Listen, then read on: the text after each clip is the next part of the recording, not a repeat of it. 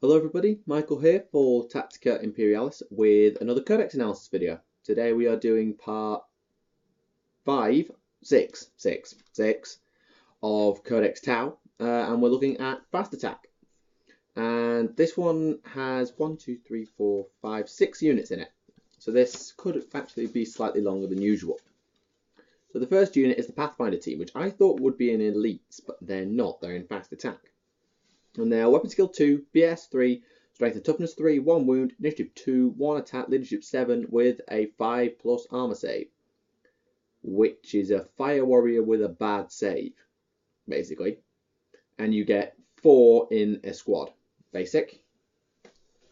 And they have Recon Armor for a 5+ save, Pulse Carbine, Photon Grenades, and a Marker Light. They have Scouts and have Supporting Fire, which means that you can move them forward at the start of the game, or you can outflank them if you so choose. It does not give you Infiltrate. You can take up to 10 in a squad, and they're 11 points per model, so it's 110 if you want a full team. And you have 3 unique drones that are unique to Pathfinders. The Recon Drone, the Grav Inhibitor Drone, and the Pulse Accelerator Drone. The Recon Drone is 28 points. I'm just going to go to the entry and I'm going to dig out what it does. Yes, we have an online codex, but for the sake of this, it's printed, so as we can use it a little easier. To help if I knew where the Pathfinder was. Oh, the riptide. Ah, here we go. So, a Grav Inhibitor Drone. A Recon Drone, which is the expensive one, is Weapon Skill, Ballistic Skill 2, Strength 3, Toughness 4, 1 Wound, Initiative 4, 1 Attack, Leadership 7, 4 Up Save. It has a Burst Cannon, a Homing Beacon, and a Positional Relay. And it is treated like an embarked passenger on a Devilfish. Okay, so how it works, it has this rule called Turret Mounting. And what it means is when a Recon Drone embarks on a Devilfish, i.e. the Pathfinders take the Devilfish, it is treated exactly like an embarked passenger, but does not count towards transport capacity, so it can be damaged in an explosion, etc. When the Recon Drone is so embarked, the vehicle counts as having a homing beacon and positional relay. Now, the homing beacon allows units that deep strike within 6 inches to not scatter, and the positional relay is whilst the bearers are within 6 inches of board edge, any friendly unit from Codex Tau that arrives from reserves using outflank chooses to move on from that board edge, even if it is yours or your opponent's board edge. So you'd have to get it pretty close to a board edge to make the Recon Drone extremely effective, but it still packs a burst cannon, which is very effective.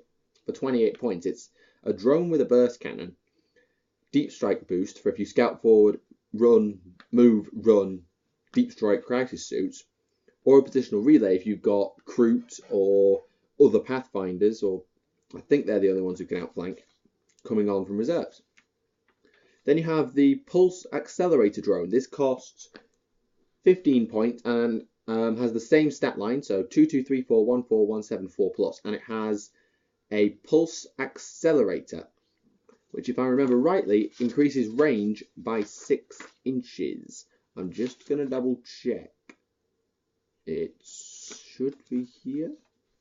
Pulse Accelerator. All pulse weapons in a unit that contain at least 1 accelerator increase maximum range by 6. So that means your pulse carbines become 24-inch range, which is not bad. Admittedly, you can't take a Pulse Accelerator drone in a Fire Warrior team to give them 36-inch pulse rifles. I apologise for that. And you do not have the option to take pulse rifles, which sort of sucks. But 24-inch carbines, it's less of a trade down now than it is between a rifle, because I think a rifle is far better than a carbine. And then the Grav Inhibitor Drone, same stat line again. Oh wait, I made a mistake. The Recon Drone has 2 wounds, making it even more survivable. The Grav Inhibitor Drone has a Gravity Wave Projector, and what that does is really screw your opponent up. I know that much. At the start of the enemy's assault phase, nominate an enemy unit within 12 inches and roll a d3. If, during the assault phase, the nominated unit attempts to assault the Grav Inhibitor Drone or its unit, reduce the assault unit's move by the result of the d3. So, pick a unit that you think is going to charge you, roll a d3 and subtract it from their charge range. Ouch. So that could basically mean instead of having a 7-inch charge, you have a 10-inch charge. And if you've got Dark Strider, you can Overwatch, consolidate backwards, and increase it to a point where they cannot physically charge you. So it's D6 plus D3, extra distance to charge. That's nuts, meaning that a Dark Stridered Grav Inhibitor Drone unit is basically never going to get assaulted, which is evil. Other than that, though, if you don't expect to get assaulted, don't bother. Pulse Accelerator is good, but generally Pathfinders are used for marker lights. That's what they're there for. You can upgrade them with stuff. So let's have a look at their upgrades. Up to 3 in the unit may exchange their Pulse Carbine and marker light for one of the following: the Ion Rifle for 10 points or the Rail Rifle for 15. Now, the Ion Rifle is... So that find it. Ion Rifle. Standard 30-inch, strength 7 AP4 rapid fire, or if you overcharge, 30-inch, strength 8 AP4 heavy 1 blast gets hot. So it's quite a step up if you go for overcharge. And it's only 10 points. However, you lose your marker lights. You lose your marker lights, and bear that in mind because that's important. The Rail Rifle is 30-inch, strength 6 AP1 rapid fire. So it's a light armoured murderer. Rapid firing, strength 6 AP1, ouch. And it will also put paid to Terminators or Obliterators or equivalents with 2+ armour saves. Unfortunately, 30-inch range and on Pathfinders, which are not survivable at all, is not very good, I think. It's not as good as you might think to put it on Pathfinders. They may take EMP grenades, 2 points a model. I suppose if you're going to run them like a suicide squad with rail rifles and EMP grenades and a Grav Inhibitor Drone just in case, I suppose this is viable. If you want to be a tank hunting squad that's going to sneak up, outflank the face, that might work. Otherwise, don't bother. May upgrade 1 Pathfinder to a Chassui, you get an extra attack and an extra leadership point for 10 points. I don't believe it to be necessary, again, unless you're going for melee or you expect to take a lot of casualties. May take a Black Sun filter on your Chassui. Night vision and immunity to blind on one guy. Situational at best. I wouldn't bother, even if it's only 1 point. Pathfinder Chassui may take up to 2 drones from the drones list, so you can still get gun drones, shield drones, and marker drones. So, for example, if you're swapping out weapons, you can still take marker lights on your marker drones, which is useful. The entire unit may take the bonding knife ritual. If you're going for 10 guys, I suppose this is okay, but at this size, then again, 2 marker lights is better than no marker lights. Same with 3, 4, anything is better. So if you're down to insane courage, you may as well have this for 1 point a model, but I don't know. Pathfinder Team take a Devilfish, which I covered in part 4, looking at troops and transports. Again, if you're going for the assault unit, i.e. rail rifles, EMP grenades, and such, yes. If you haven't got anywhere good that you think you might have to deploy, for example, you know there's not much terrain in the game you're going to play, yes. If you're taking a Recon Drone and plan to drive to board edges, yes. Otherwise, I'm not buying it. I think it's too expensive for Pathfinders, and you can't shoot out of it. Next, Vespid Stingwings, 72 points for 4. They are weapon skill 3, BS 3, strength 3, toughness 4, 1 wound, initiative 6, 1 attack, leadership 6, 4+ saves. So they've got great initiative, but crappy leadership. They have combat armor, so 4+ save, and a Neutron Blaster. Now the Neutron Blaster, 18-inch, strength 5, AP3, assault 1. That's not bad, actually. Strength 5, AP3, assault 1, marine killer. So that's good. I think that's quite good. But they are BS 3, so if you're allying in Divination Psychers, absolutely good idea. If you are able to give twin linking, or you have marker lights to increase the BS, absolutely.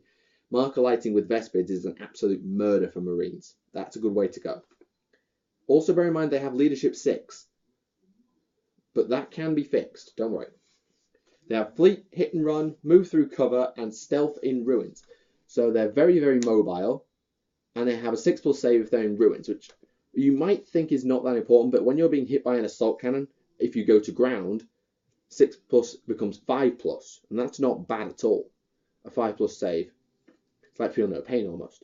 Move through cover, forgetting about. Fleet. I don't see why you'd want to charge with Vespids.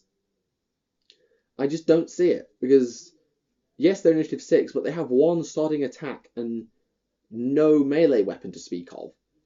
They might kill guardsmen and then run away, but that's it. They literally would have to hit and run. And if they failed to hit and run, they were screwed. They'd be dead. Honestly. You may take up to 12 in a squad.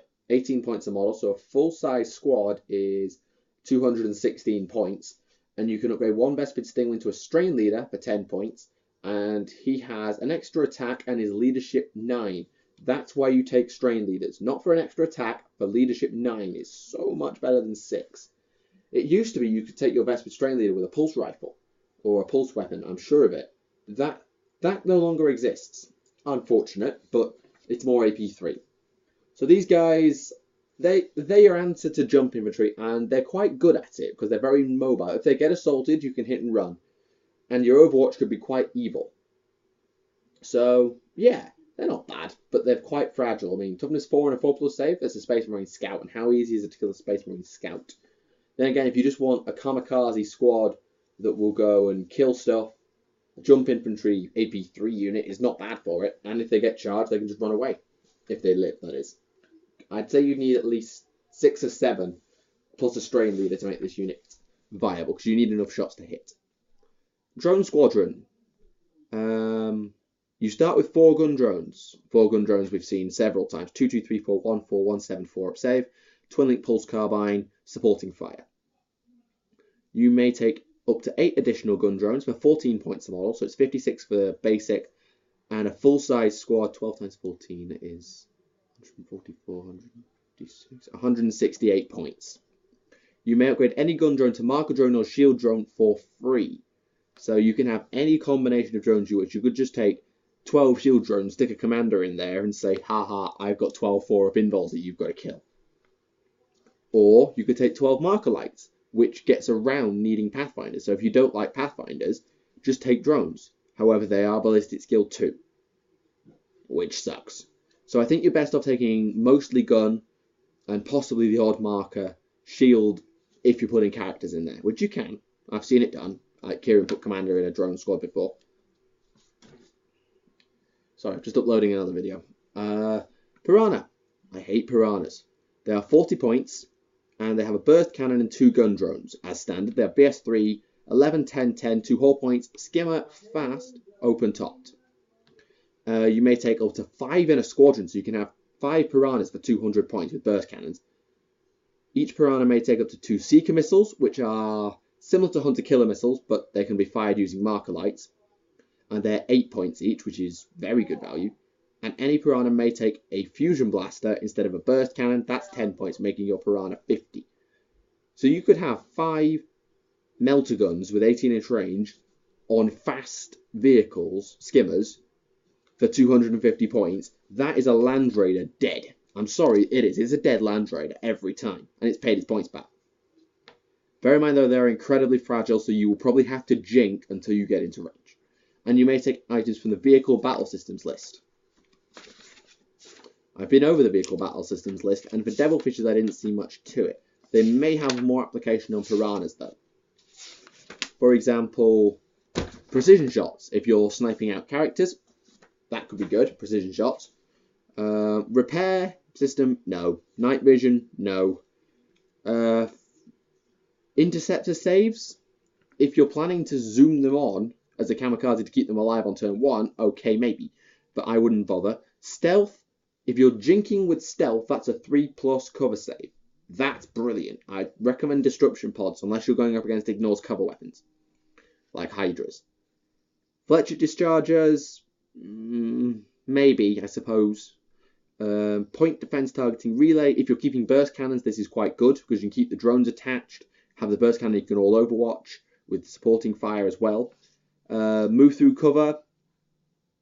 Maybe, if you're finding to do something really daring, then... Oh, damn it. Sorry, one sec. Had real trouble with that video today. I suppose it could work. And what was the other one now? I've forgotten all bloody ready. Move through cover. If you plan to do something really kamikaze, weaving through things, yes, absolutely. But don't go over the top, because Piranhas are cheap, and they have to stay cheap. And then we come to the flyers. And we have the Sunshark Bomber, which is exactly the same stat line as a Piranha, but with one extra hull point, and is a flyer instead of a fast skimmer. But it's not open-topped. It has a pulse bomb generator, a missile pod, a network marker light, and 2 seeker missiles. Now, this is the first I've seen of the network marker light. And the networked marker light is slightly different from the standard marker light in that, as soon as I find it, a marker light that is always fired first and whose counters can be used by its own unit. So you can marker light and then hit it with a missile pod. It only has 1 shot and it's BS3, but it's worth a try. And it has 2 seeker missiles as well. So pulse bomb generator. I didn't actually have that name.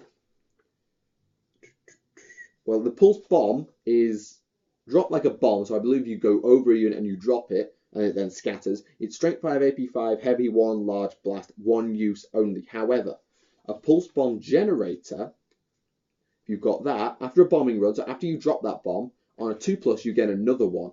On a 1, no more bombs can be created. So you have nearly infinite ammo. On a 2+, you get more shots. And if you do run out, you still have a missile pod and seeker missiles, which is good. It also has attached 2 Interceptor Drones. And they have the same stat line as every other drone under the sun. But they have twin-linked ion rifles. And as you've seen, the ion rifle is pretty good. Strength 7 AP4 rapid fire or 8-4 blast. Gets hot. Was it large? I don't think it was large. No, just blast. That's not bad. And it's twin-linked to get around the fact that it's BS2. It has Skyfire, supporting fire, Interceptor, which means it can fire at full BS at both ground and air targets. Not that BS2 is very good.